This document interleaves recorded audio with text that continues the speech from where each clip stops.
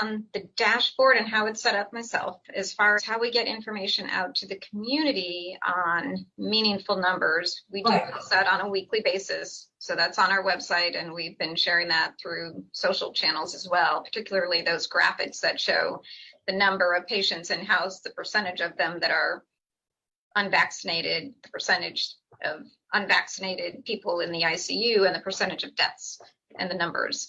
So those are numbers that we put out. As far as we don't get into details of floor or those other numbers are certainly out there. Right.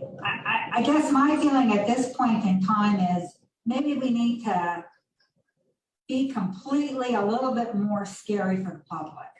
Then there's another comment is I completely agree. There are many people still hospitalized that we're considering post-COVID, but we're not counting in those numbers. So how do we include those post-COVID people in the numbers of the patients we have in the hospital? So is that all the people who have been in the hospital since the beginning of COVID? Well, or that are still in it, and that's something that I can take to someone else. But I think those are important numbers, the patients that are still in the hospital, that are off the COVID floor, but still are occupying the hospital for a variety of reasons.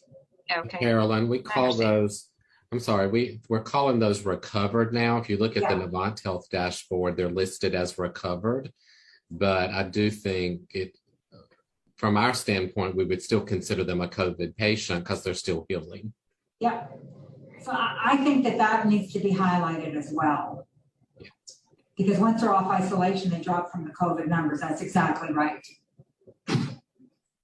Carolyn, we can talk offline and how we run that up to marketing. And right. So I'm just going to say, Carolyn, I think we have to be more blunt. We have to be more forceful. We have to say something coming out. You know, you don't get vaccinated, you know you're going to die. I mean, let's just be really blunt to these people.